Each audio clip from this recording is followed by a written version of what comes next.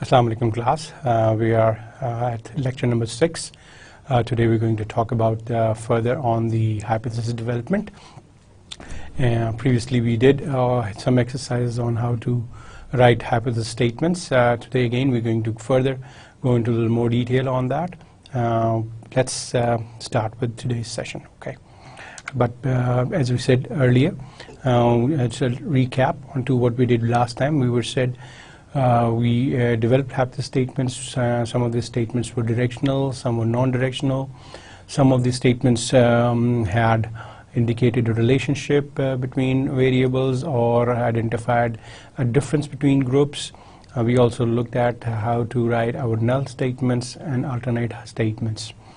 Continuing with that, we're going to today talk about how there are different statistical notations used to represent the hypothesis statements, and which are then basically incorporated with our statistical tests.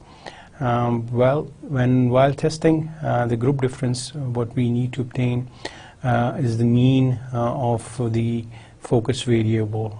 That is, if we are trying to see the motivation level of an employee, of a certain group of employees such as male or female, what we tend to do is obtain a mean of the mean motivation level of the employees. Either it's going to be a male or female, and the mean as notation is represented by the notation mu, basically. And when we try to see the difference between the two variables, difference between the two groups on a particular variable such as motivation, what we try to see is what is the mean motivation level of men and mean motivation level of women. So basically we try to get the mean motivation level of each group. So what we do is we tend to, trying to find out the difference between the two groups, we compare the means of the two groups. In that case, in our previous scenario, what we're looking at as to the mean motivation of women and mean motivation of men, then we try to compare the level of motivation, and basically we're trying to look at the mean motivation versus the mean motivation of women.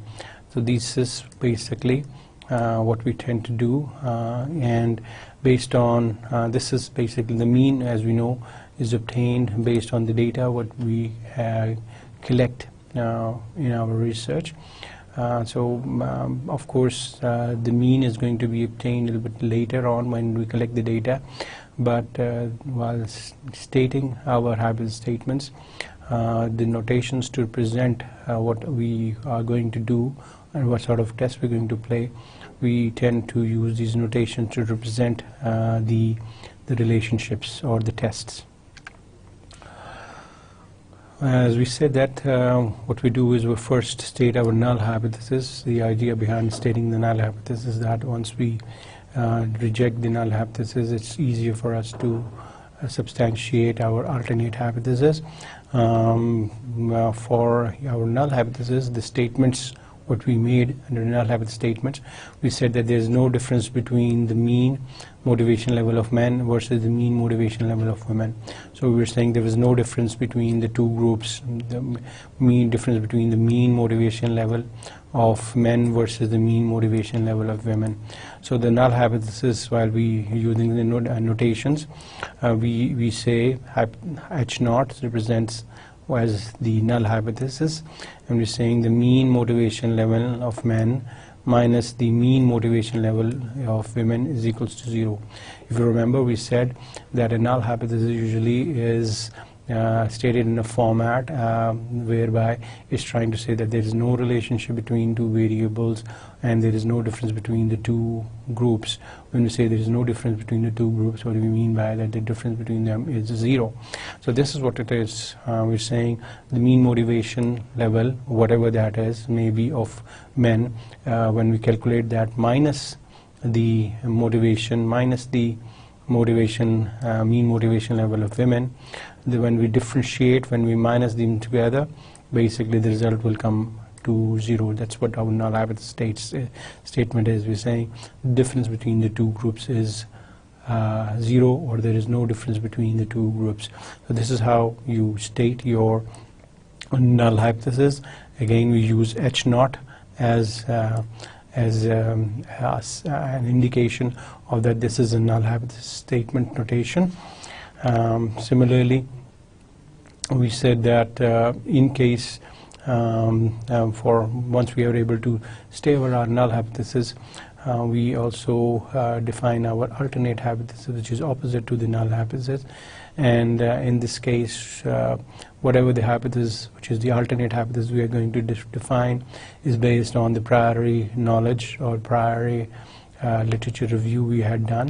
Whatever that literature gives us the indication, we develop our alternate hypothesis on that. And there are one way of stating the null the hypothesis is that the alternate hypothesis statement is that we could say the mean motivation level of men is more than the mean motivation of women. So one of the way of stating the alternate hypothesis could be this, but again it depends on what is the what sort of literature support we have for that. Okay, if we have the literature support which suggests that the motivation level of men is more than women, or women is more than men, depending whatever stance, whatever direction you make, we are saying that the men have higher motivation level than women, or women have higher. This all depends on the literature, prior literature we had already surveyed. The notation for representing this is we say HA, which is representation of alternate hypothesis, and we're saying mu, motivation level of men, is greater than the motivation level of women. So we're saying the mean motivation level of men is greater than the motivation level, which is more than we're saying the motivation level of men is more than the motivation level, or greater, or so here we are giving what? A direction. We're giving a direction. Okay, so this is an example of a direction is given, correct? So we are here, we are stating in a form of the hypothesis statement, but we are also providing a direction in that hypothesis statement, the alternate statement. And this is, again, as said, is based on the literature. If there is literature which supports this, then we tend to use the direction kind of hypothesis statement. Another way of writing the same hypothesis statement, but does again depend on the literature, which prior literature we had, is we can say the mean motivation level of men is less than the mean motivation of women. Okay. Now, if the literature supports this, then we're saying that mean motivation level of men is less than mean motivation of women. Again, that's all depends on the kind of literature you had already reviewed and studied. If this literature supports this, then this is the way you are going to say. But nevertheless, this is also a way of, it's a directional way of writing your hypothesis statement. Okay. In case the literature is not conclusive as to whose motivation is more, that is, either men have more motivation or women have more motivation, if the literature does not support, it's inconclusive, it's not clearly present, then you also can write the statements in a way that it is what we call the non-directional way.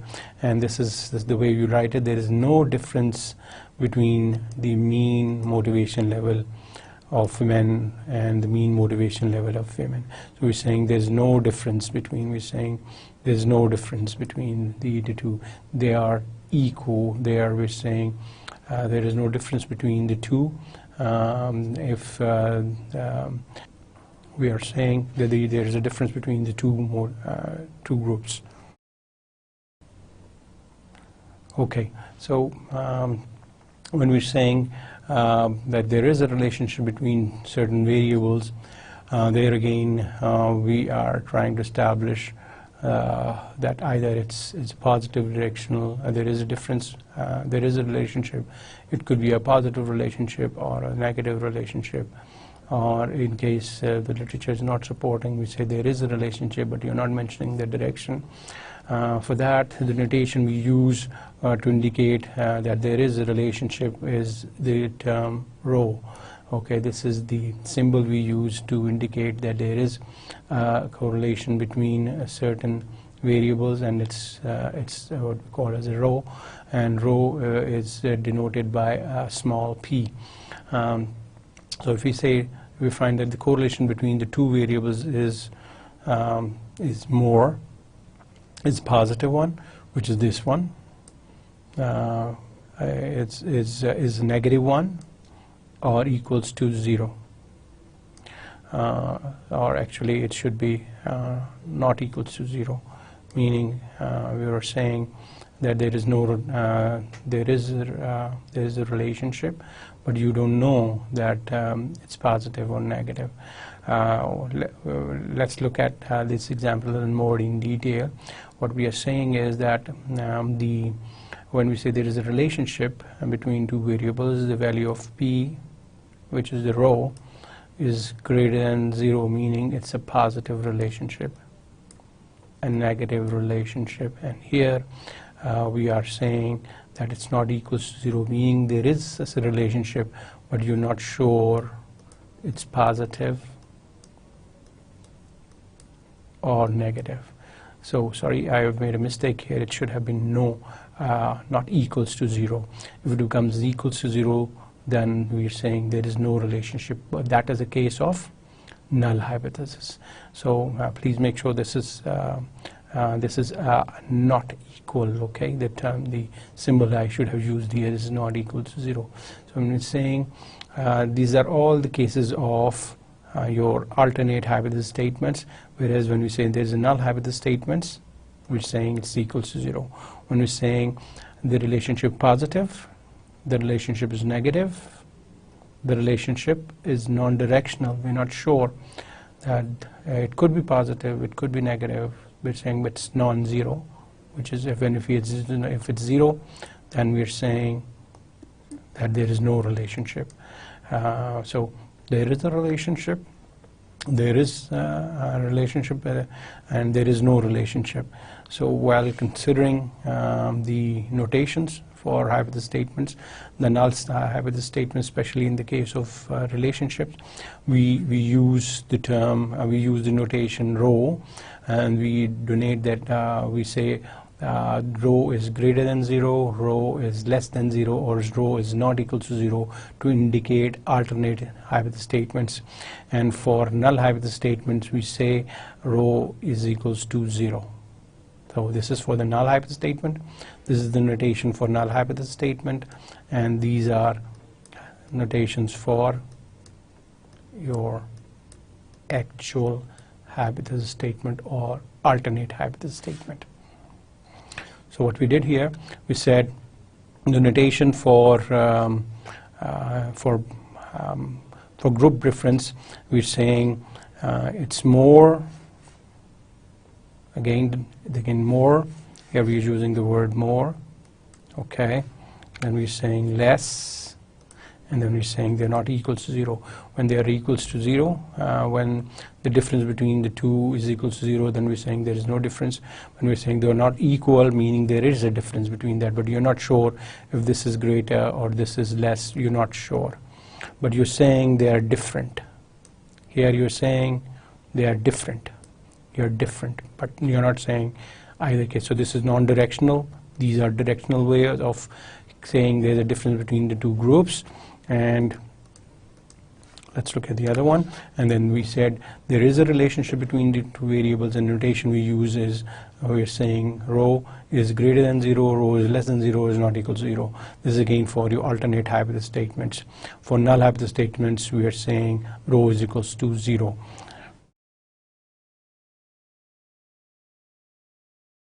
Okay, so based on the available literature, we can have different alternatives. As I said, HA represents that there is a positive relationship between, let's say, stress and job satisfaction.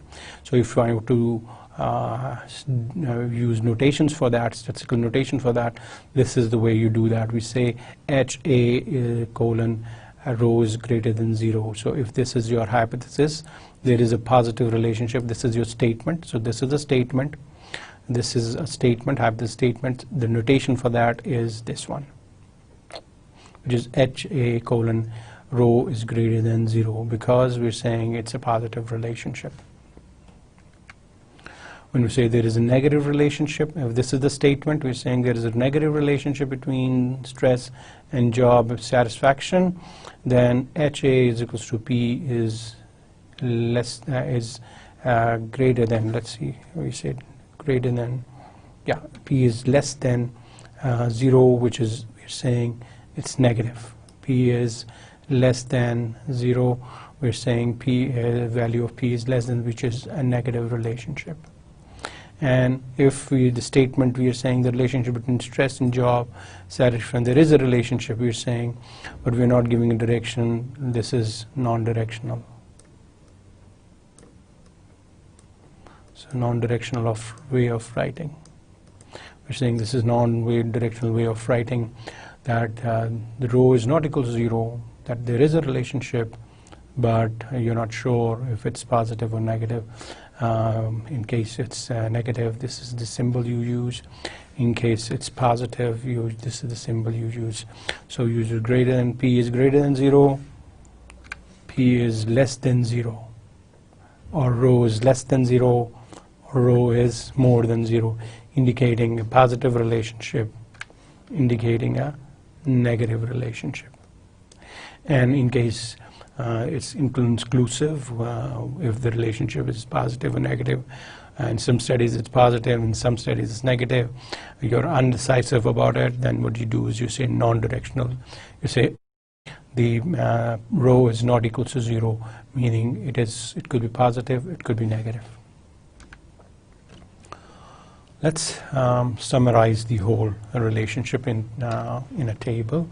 What we have done is we have on the left side we have said that the types of statements could be directional, non-directional, and we said the type of relation, the kind of hypothesis statements could be relation or group difference based, and within the relationship we have the null hypothesis and the alternate hypothesis. Within the group difference we have the null hypothesis, the alternate hypothesis. So by combining the different formats, let's look at one at a time. So when we say we want to formulate directional hypothesis statements, in the case of between a relationship between two variables, the notations we use is we say the null hypothesis for a relationship, directional relationship, is we are saying the null hypothesis, which is H naught rho is equals to 0. And for alternate hypothesis we are saying that rho is greater than 0 or rho is less than 0. Whatever the scenario is, you could say it's greater than on or less than 0. If we want to see the directional hypothesis statements for group differences, between the group differences, we are saying for the null hypothesis we are saying the mean of the variable A is equals to the mean of variable B, meaning the difference between the two variables is equals to 0. That is the mean A, variable A, minus the mean variable B is equals to 0. And but this is what we use for our null hypothesis statement. For the alternate hypothesis statements, we are saying that the mean of variable A is greater than mean of variable B, or mean of variable of A is less than mean of variable B. In this case, again, we're saying that there is a difference. In this case, A is greater than B, the mean of A is greater than B. In this case, we're saying the mean of A is less than mean of B. Going back again, let's look at again while we're looking at the directional relationship, the alternate hypothesis statements are these. Because they are directional and alternate hypothesis, we're saying that the relationship is positive or negative. If it's directional and hypothesis statements, alternate hypothesis statement, then we're saying the relationship positive or negative. Got it? So we are saying the mean difference is more or less, the difference is greater or lesser, positive or negative. We're saying positive or negative. We are saying greater or less than. Okay. And if you note that for the null hypothesis, for directional for directional relationship, the rho is equal to 0. Similarly, the mean difference between A and B variables is equal to 0. This is basically the same, and it stays same with the non-directional. Null hypothesis will not change. It will be the same notation will be used for directional, and same will be used for the non-directional, meaning the null hypothesis will always say that the relationship between the two is and it does not exist. Rho does not exist. The relationship does not exist. In any case, in directional or non-directional, when we're saying relationship and we're saying null hypothesis, then we're saying the relationship between two variables is equal to 0. In either if it's directional or non-directional, it will be same. It will say the same. It will be the same. Rho is equal to 0. Similarly, for null hypothesis, when we're saying that there is a group difference, we are basically in the null hypothesis statement we say there is no difference between the two groups. Then we are saying that the mean between A is equal to mean of B.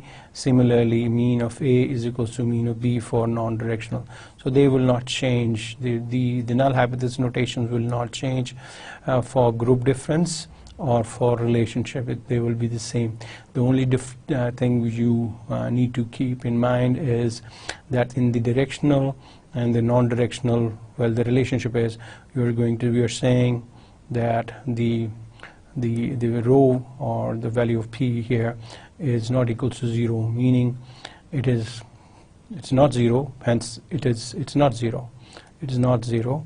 It's not 0. It could be positive. It could be negative. Similarly, when you look at the group difference, we're saying they are not equal. We're saying they are different. So they could be more than each other, or they could be less. Any of them.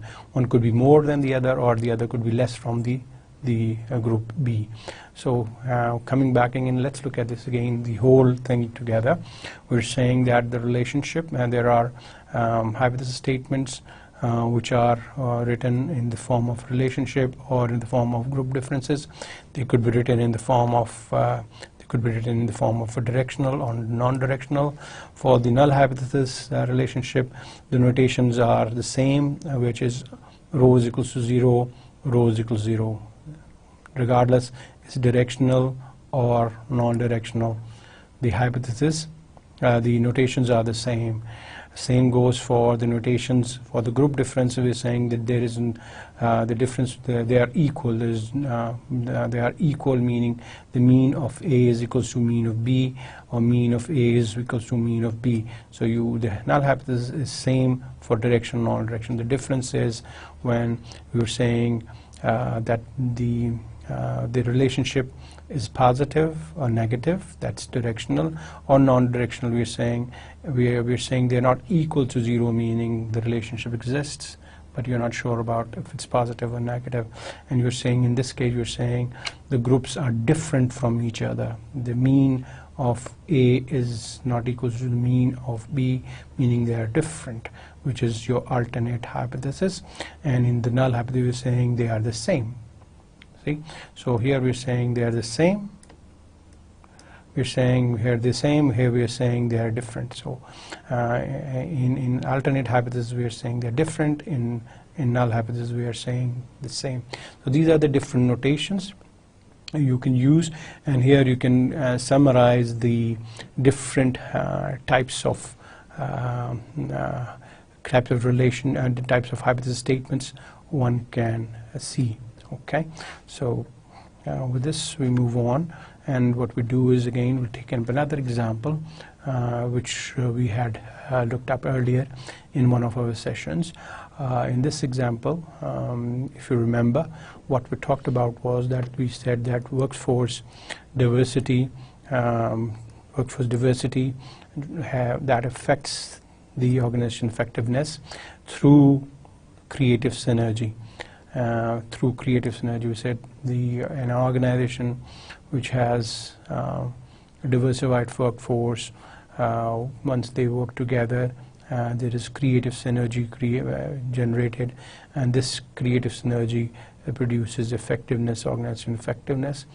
And we also said that this creative synergy will be only created provided there is managerial expertise to handle this workforce diversity. So the workforce diversity, we said, is useful. The relation is useful to become is useful in a way that it can be converted into creative synergy, provided that you have managerial expertise. So we're saying if you have the managerial expertise, which yes, then this relationship is okay. But if the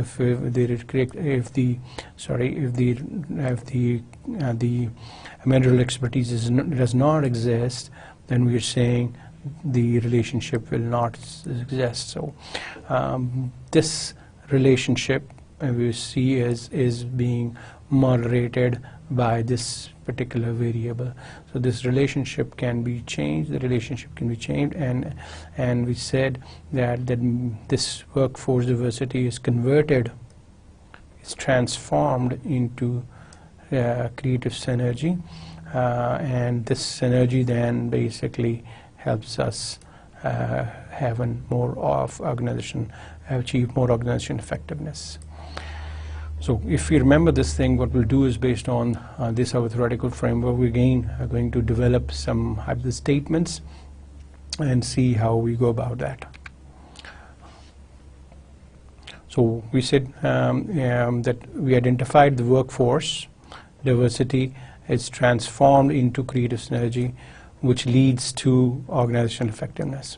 We also said that the synergy would be possible when the organization have experienced managers to handle it. So this is the case we had already talked earlier.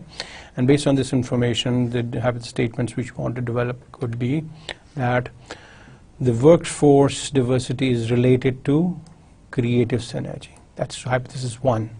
We are saying hypothesis, which is the alternate hypothesis, saying HA, that the workforce diversity is related to creative synergy, which is workforce diversity is related to creative synergy. So we're trying to test this relationship. Okay? Via this hypothesis. So when we give this statement, this is a statement, a hypothesis statement, another, and we want to prove this hypothesis statement. So we want to test that the workforce diversity is related to creative synergy. Here again, if you can see, is this a directional or non-directional type of hypothesis statement? So what do you think it is?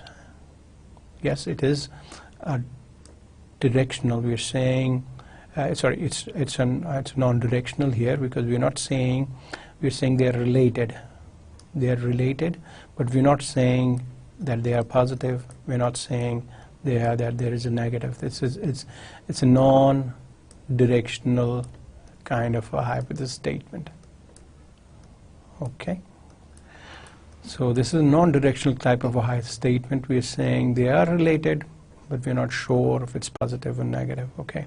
Another hypothesis statement which could be generated: the higher the creative synergy, the more the organization effectiveness is. So this is an example of what? A directional kind of a hypothesis statement. Correct? Because we're saying the higher, we're using the word here, and we're saying more. So this is an indication of the direction. In case I had, if in case the theory was different, if I used the word here, less.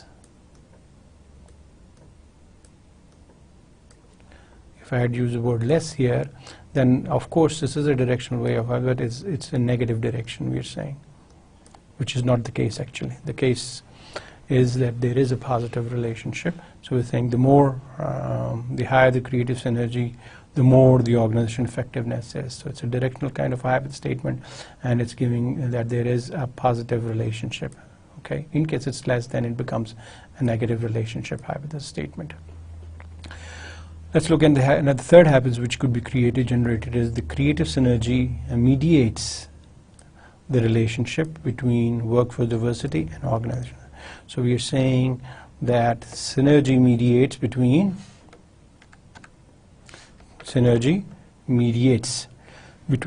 between workforce diversity and organization effectiveness. Okay.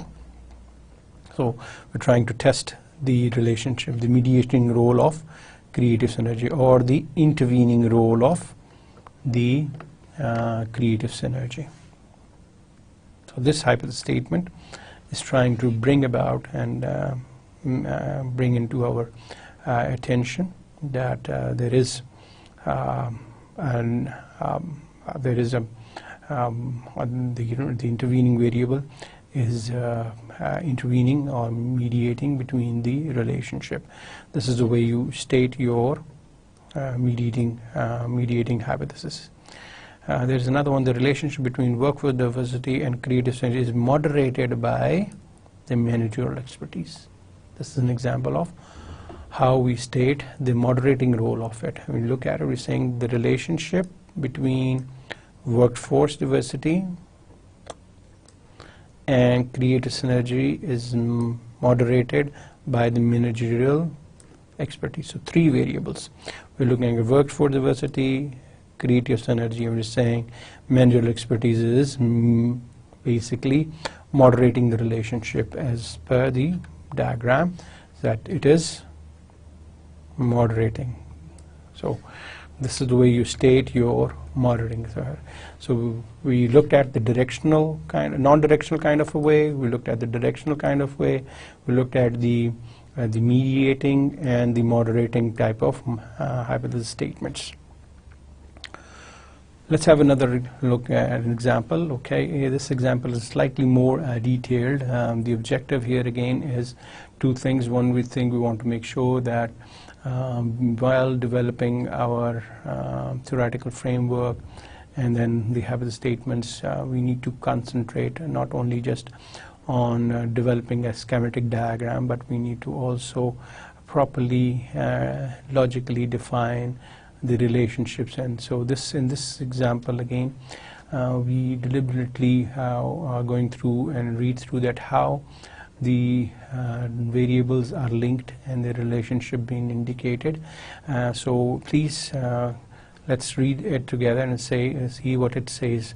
We're saying that there are 4 independent variables: job level, age, length of service, and the pride in working of the organization influences the organization commitment.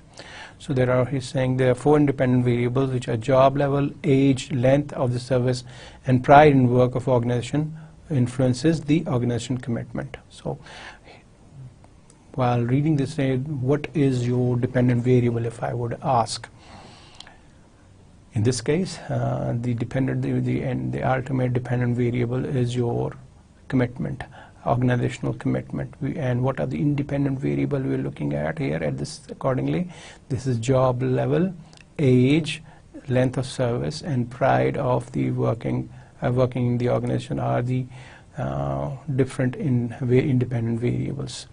The literature further on says that the person holding highly responsible position, which is the job level, we are elaborating on if you see the job level. What do we mean by that? We're saying the person holding high responsible position tend to get committed to the organization since they help shape the organization through their policies. So he's saying that people who are at higher level job levels, they are more committed because they help shape the organization through policies and decision making, because they are involved in decision making. So further on he says generally older persons tend to be more loyal to the place where they work since opportunities do not to move to other organizations is less. So now again here he is trying to develop the relationships. Here he identified the variables. Here he's trying to look at the different relationship, but he's trying to look at and define logically what is the link between these different variables. Here he's trying to establish the link between position and organization commitment, and here is identifying the relationship between age and between the older, that is age, and the commitment to the organization. Those who read further on the review or literature review, the theoretical framework suggests that those who have served for a long time in the organization would also be more loyal to the organization, which he considers as the intervening variable. So here we are trying to indicate that loyalty is somewhere as an intervening variable. So the longer you serve, he's trying to say the more loyal you are, and the more loyal you are, the more committed you will be on the organization. So this is how he's trying to build. This is how he's trying to build the logic. So I want you to understand that again, while writing a theoretical framework, you need to logically define the relationships and indicating what are the sort of relationship they have within each other. And so then it says, hence get committed to the organization. So this is where he's coming out clearly. He's saying that longer the service, the more loyal they are, the more loyal they are, the more they're committed. So you see that link, you see the link here that is saying the longer their service, the more loyal they are, the more loyal they are, the more committed they are. So here he's trying to link between the. If one is proud of being member of the, naturally the individual is loyal. Again, he's establishing the more proud you are, the more loyal you are, the more loyal you are, the more you're committed are. Again, this is again he's elaborating on that. So the longer employees work for the organization, the more they will have to tend to feel that they are integral part of the organization and feel that they belong to it. These feelings in turn will develop sense of loyalty. Again, there's another argument he's trying to make. He's trying to develop the logic, the link between the duration of stay with loyalty and attachment to the system, and then loyalty. He's saying loyalty is developed, commitment to stay in the organization is there. So again, goes back and forth, and talks about the variables, the relationship with each other, and he moves on to it. And then he says that, however, the higher positions, pride in work for organization, age, and length of service would not be instrumental in developing the organization loyalty of such members as have great adventurous spirit. So that he's now becoming a bit more tentative here and more caution here. He's saying people who are more adventurous spirit, that is, have great desire to move on from one job to the other, these variables will not act the way they are generally. So now he's conditionally explaining that before these are the variables, this is the kind of relationship we'll see, but then he's qualifying that people who have a more adventurous kind of a nature, who like to keep on moving from one job to the other, this kind of relationship will not be proven. And for this word he's using, for this kind of people, he's using the word lust for job hopping, meaning you want to keep on switching jobs because you have that adventurous nature, you want to explore. And these kind of people, for them, the variables which he had earlier described and their relationship will not hold true.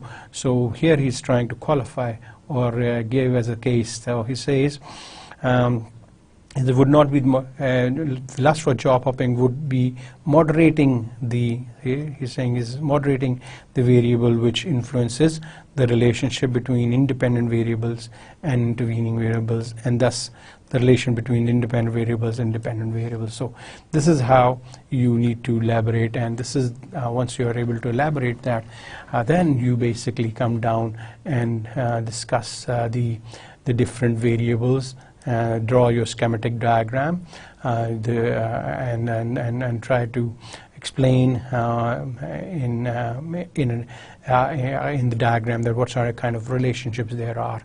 So I was saying that people with high job level, with age, the higher the age, the length of service, the pride of work with, he says all these variables influence are basically transformed into loyalty, and then loyalty is affected by loyalty is then affected the organization commitment. So we're saying the higher the job level, the more the age of the employee, the longer the length of the service, the more pride an individual takes. All these variables are converted into the loyalty, and then once this loyalty is then converted into your organization commitment. But then, and here again, if you can see that it's been indicated as the intervening variable, whereas these as your independent variables, and this is your dependent variable. And then, whereas he's discussed that people who keep on job hopping or they have adventurous nature, for them, he's saying this is considered as a moderating variable. He says this relationship between this and these all relationships are affected by this variable.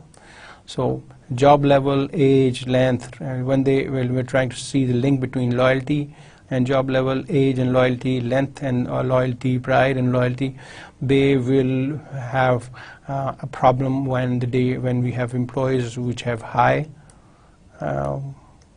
lust for job hopping and low lust for job hopping. So generally, when you have a high lust for job hopping, these relationships will not be seen as they are right now. These relationships will not be seen, and these relationships will not exist because of this variable, which is trying to change. So it's moderating. So people who are having hopping the jobs, have a high job hopping nature, then these things will not cease to exist. So once we are able to done with your schematic diagram, the different hypothesis statements which you can formulate are: the more loyalty, the higher the organization commitment. So this is one of the hypotheses, HA. The other one, HA2, could be the loyalty acts as an intervening variable between job level, age, length of service, pride of work of the organization. We're saying this variable intervenes. So this is a high level of hypothesis statement, which can be further broken down into sub-level of hypothesis statements, generally elaborating on the main hypothesis statement, which is separately, that is, loyalty mediates the relationship between age and organization commitment. Loyalty intervenes a variable. Here we defined all the variables in one hypothesis. Here we defined them in sub-hypotheses, which are much easier to prove, because generally if we try to prove this hypothesis, the problem with this hypothesis is that maybe you might be able to prove hypothesis with these two variables, but not with maybe this variable or that variable. So in this case, if two variables are proven and two variables, then you might have that you might say that the hypothesis is partially proven. But to properly test, and then it is ideally that you should state these sub-hypotheses, which could be tested separately, like this. Say loyalty mediates the relationship between age and organization commitment. Again, loyalty mediates the relationship between the length of service and organization commitment. So what we have done here is in the subs areas, like similarly, again the relationship between, we are saying the relationship between job level and organization commitment. So we're again looking at the three variables separately. Loyalty, relationship between pride of the working condition, and organization commitment. So all these variables are, which we defined in our hypothesis 2, has been broken down to 2.1, 2.2, 2.3, and 2.4. You see, the logic behind that is that once you might be able to define your hypothesis, like we have done that in the hypothesis 2, where we have defined all the variables, and we have trying to see that there is trying to say that there is a relationship between these variable, or there is an intervening relationship of loyalty between these variables. But to test, we need to ideally separate these hypotheses in different statements, so that we can separately see if this is true, holds true, maybe this does not hold true, and this holds true, and this does not hold true when we collect the data and apply our statistical test. Then separately what we could do is, then we could say, okay, we tested this statement based on the data we received and applied some statistical test. This was proven to be true, this was proven to be wrong, so this was proven to be right, and this one was proven to be wrong. So we would say that some the hypothesis 2A was partially supported. Why? Because some of the sub-hypotheses were supported, and some of the sub-hypotheses were not supported. So this is one way of stating your hypothesis statements. But ideally, always try to break it up into sub-hypotheses, which are much easier to address, like HA 2.1, HA 2.2. Addressing them separately, testing them separately will make your life easy and more clear as to what part of the hypothesis has been proven and what part of the hypothesis has not been proven. Okay.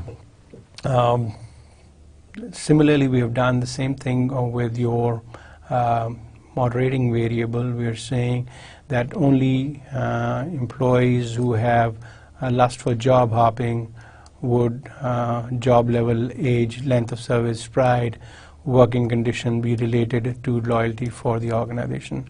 So here again we're trying to see that lust for job hopping would moderate the relationship between job level and loyalty.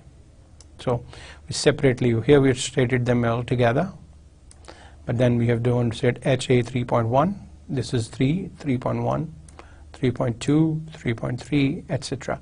So what we do is we break it down into sub-hypotheses and separately test them. Again, we're saying moderate lust for job moderates the relationship between age and loyalty, moderate the relationship between job level and loyalty, length of service and loyalty. So we're saying lust for job hopping, it moderates these different relationships. We're saying this, we're testing these. So all of them are being separately formulated, separately stated, because we are trying to get and trying to test that if this is right, if this is not right, if this is right separately. Using using the data and using the tests, we separately test these statements and try to see if this is proven, this is not proven, this is proven. Okay, we talked a lot about the relationship type of hypothesis statements, and in that we talked about some relationship where the relationship were non-directional, some were directional, and then again we looked at some statements which were addressing moderating, testing the moderating relationship of a variable, mediating relationship of variable. Let's have a look on how the group difference hypothesis statements would be formulated in our for this particular example.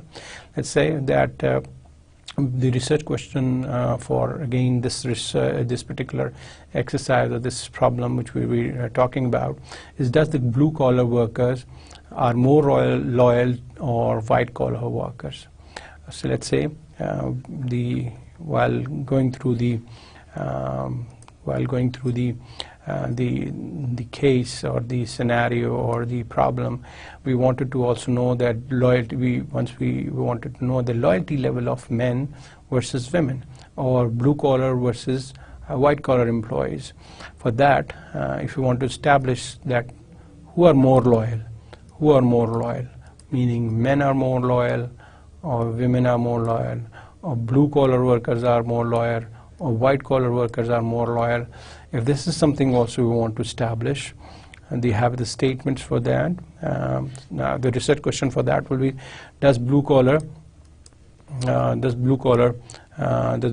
workers are more loyal or white collar workers? So this is the research question, and this could be converted to find the answer for this question. They have the statement could be: there is a difference between the loyalty level between blue collar workers, that is the labor, and the white collar workers, that are the officers. So based on whatever the literature we have, the question which arises in our mind is that which of the two groups are more loyal. So we could say there is a difference between the loyalty between the two, but again between the blue collar worker, that is the labor, and the white collar. So this is where we're trying to see that there is a difference between the two groups, and you're saying you're not sure as to who has more loyalty. We want to test that. So this is a hypothesis statement for that. And here again we're trying to say there's a difference between the loyalty level between blue collar workers, and we're saying there is a difference between them. Okay, so we're saying there's a difference between the two, and we're not saying if blue collar workers are more loyal or white collars are more loyal. The hypothesis statement is just saying there is a difference between them, and we need to establish that. For that, we need to collect data and then apply our statistical test. And once we apply that test, we will be able to establish if this statement was true or not. Okay, once we have established our hypothesis statements, we would like to state our null and alternate. We have already done that. As we have stated our null and alternate hypothesis statements, we need to choose the appropriate test. As I said earlier, that once we collect our data, we need to also see that what kind of hypothesis tests are we could use.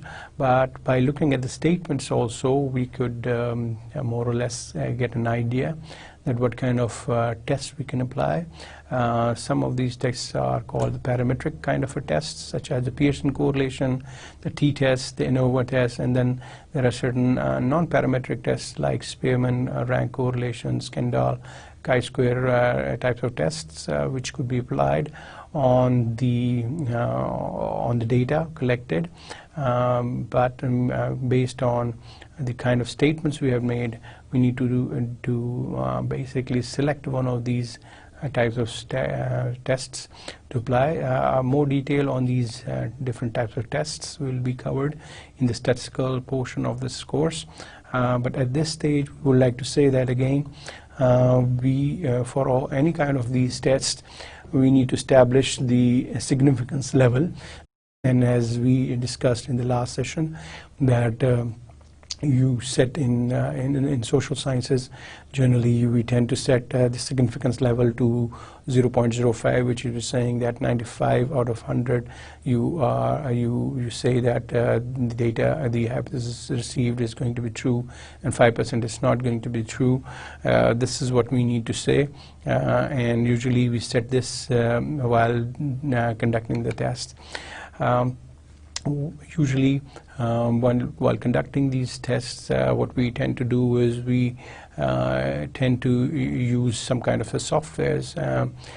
Space is one software which we'll be using towards the end of the course, and basically it generates certain outputs, and within those outputs you will be able to find out the value for the significance level, which will basically establish if there is a difference between the two groups is significant enough, and from those outputs we will be able to see if the relationship is significant enough or not. But basically by studying the output of these kind of softwares, we'll be able to establish the difference or the relationship significance levels as well. That is, if the difference or the relationship is not significant, basically what we'll do is we will accept the null hypothesis, otherwise we'll accept the alternative. What I mean by that is that when the relationships are not significant, basically, then we accept the null hypothesis and we reject the alternate hypothesis. In case we are using not the software, but we are using certain tables, statistical tables. What we do is we check the calculated value of the variables which we were running, and we try to compare it and see if the values are larger than the critical values. The null hypothesis is rejected and the alternate hypothesis is accepted. That is, if the calculated values are larger than the critical values, then the null hypothesis will be rejected and the alternate hypothesis will be accepted. A detailed example again will be covered, as I said, later on this point, but here we are trying to just introduce the concept that once the data is collected, we apply the statistical tools using software or manually, whatever the scenario might be. We basically see if the relationship or the difference between the two groups is significant enough, and for that the output of the software or by using the tables and the guidelines of the tables, we are able to establish that the results which you are getting are indicating if the relationships is significant or not, or the group difference are significant or not. But nevertheless, we basically try to establish all these relationships or the differences with helping of some kind of statistical tool, which we will go in detail and in the later part of the course. Let's talk about two other types of hypothesis statements, a general, which is not from the general flow of the scenario, which we have discussed. One case is when we say we use deductive or inductive hypothesis testing. Generally, when we say the deductive, the hypothesis is generated and tested, can be done through either deductive or inductive way of hypothesis testing. In the deduction way, what we do is we first develop the theoretical framework, then generate the hypothesis. Data is collected and then hypothesis is tested. This is the typical way of testing the hypothesis, as we have discussed in the last two sessions. So most of the discussion we had was on the deductive way of hypothesis testing, in which prior to testing the hypothesis, what we do is we generate a theoretical model, which basically is supported by your literature. This model, once we develop this theoretical model, then we based on the theoretical model, we develop our hypothesis statements, as we've been doing for the last two sessions, and then we collect the data and use some statistical tools to test if the hypotheses are true or not. But there is another way of testing the writing the hypothesis statements, that is called the induction way. In this, new hypotheses are generated based on the data already collected. So it's the inverse way of it. We briefly talked about it in our session 1, that there are two approaches: the inductive approach or the deductive approach for research.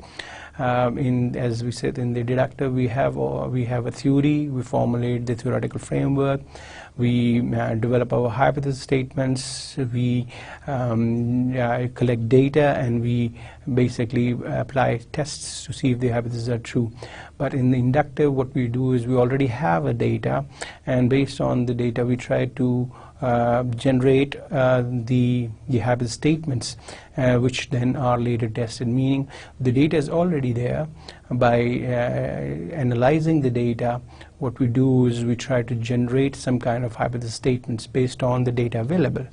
And then basically test the hypothesis, and this particular method is called the inductive way of it.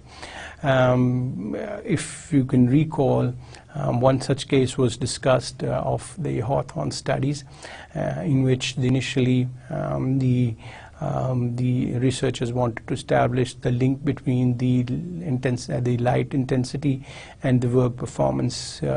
In that, basically, the theory was that the better the light intensity is, the more the output of the employees are. But while collecting the data, what they found out was that this relationship was not established, and they were all perplexed. They were all confused that why did not. So while studying the data, they also came up and analyzing the data which was already collected, which did not prove the hypothesis. Even though the light was low, what they found out, the people were performing better. Actually, they were performing good, and even sometimes in certain cases they were even performing better, meaning the light did not have any effect on the performance, which was very confusing for these people. But later on, when they went in detail and studied the data, and studied the pattern, they realized that it was not, I mean, light did have, but they understood that it is the importance given to these people sometimes which pushes them to perform better. Even though light was bad, people kept on performing better because they felt they were important, they were given certain attention. So from there, new theories were formulated which indicated that fine, environment does in fact influences the output, but it is also the importance who you give to the workers. So this portion where they came out to know if the importance, by giving importance, employees perform better. This is again an example of the deductive, the inductive way of hypothesis development, in which the data was already there, and the previous hypotheses were not being proven, had not been proven, which were basically based on some certain deductions. Now from the existing data, they started analyzing the data, and they realized, they induced that that it is something else other than the availability of light or presence of the environment, good environment. There is other things like maybe important. So new hypotheses were formed, and then the hypotheses were tested, and then the hypotheses were tested using statistical data, statistical softwares, statistical tools, and the hypothesis were proved significantly. So whatever the new hypotheses were developed after data collecting, and these were based on the induction. So creative insight might compel researcher to test new hypotheses, okay, and substantiate, which will help substantiate or add more knowledge to the body of knowledge of that particular area. Okay. So we said that one way of developing hypothesis is the inductive way of hypothesis developing. There is another way we develop hypothesis, which is called the qualitative way of hypothesis development, which is the negative case analysis. In this, basically, the hypothesis hypothesis testing can be done also by testing with qualitative data. Previously, when we said that all the hypotheses which we created, the data we wanted to collect were more of the quantitative of nature, such as when we're saying when we're looking at the performance as a variable, when we're looking at the age of an employee. These are all types of quantitative data, and by the help of this quantitative data, what we do is we try to establish the link between the different variables. But in certain cases, we use what we call as a qualitative kind of a data to prove. One example is as follows. Let's look at this. This is after an interview, what we develop a theoretical framework that unethical practices by employee are a function of their ability to discriminate between right and wrong. So after certain interviews, what has happened, because now in this case your source is qualitative data, because generally in interviews you don't have some quantitative information but of qualitative nature. So in the qualitative thing, you are able to develop a theoretical framework that unethical practices by employees are a function of the ability to discriminate between right and wrong, or due to the need for money, or there being indifferent, the indifference of the organization to them. So while discussing, while interviewing, you find out that the employees they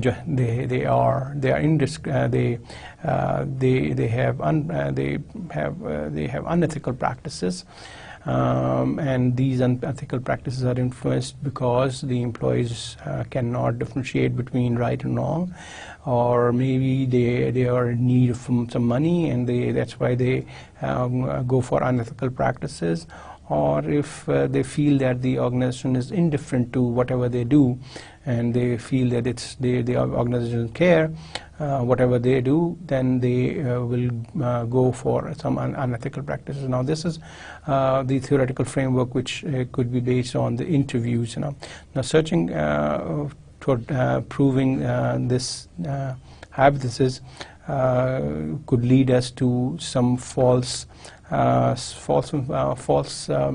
results. That is, we might find that this is not true, and we don't find no support for that kind of the framework, that is the three variables we said would influence the unethical behavior, and we don't find any support for that. So in that case, where the individual is deliberately, we find that in one case that we found that there is still there are some people or some individuals who deliberately engage in ethical practice even though he is able to discriminate from right and wrong, and is also needing money, and the organization is not indifferent. This is when you come across and say, wait a minute, what is wrong? Our theory said that if the individual does not know what between right and wrong, he will go for an unethical practice. If we say the theory said that if the individual needs money, then he will go for an unethical practice. And the theory said that if the organization is indifferent to his way of doing things, then again he will go for unethical practices. The theory says that, but in reality they found out the case that there were individuals who, although they knew what is right from wrong, they had no need for money, and the organization was very critical of the way people behaved. Still they found that people would, or individuals would go for unethical practice. On further probing, what they might be able to find out is that the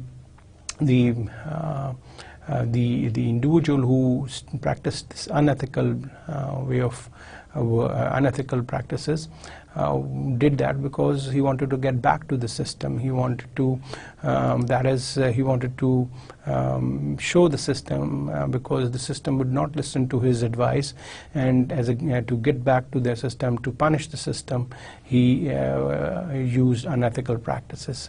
Now this is something very unique and a new discovery for you, and that is again what we call as a negative case analysis, where the original theory indicated something different, but you found out that there were cases where a completely different thing happened, which is even though these variables seem to relate to unethical behavior, but still people would involved in unethical behavior because of another completely different reason, which could be that they want to get back or to punish the system because the system will not listen to their advice. So that's another thing which comes across, and this is how you say you know that this is what we call as a negative case method, and this enables us to revise this. So there's another way of flow. This is another way of establishing new hypotheses and revising our theories. So we looked at, so far what we looked at was that what are the different hypothesis notations, correct? We looked at that mu, that is mean. Mean is mean of a group A versus mean of group B is obtained to, or these notations are used to indicate the difference between the groups. Rho or small p is used to indicate the relationship between the two groups.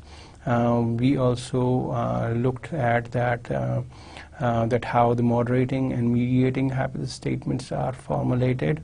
Then we looked at the different steps of how to conduct the hypothesis statement tests.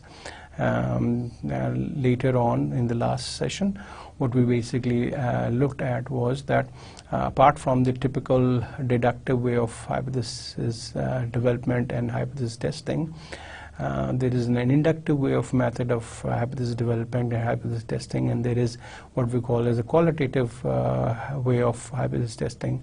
In both the cases, these are basically helping us to extend the normal knowledge and extend the typical knowledge to the forming new theory and expanding the horizon of our research.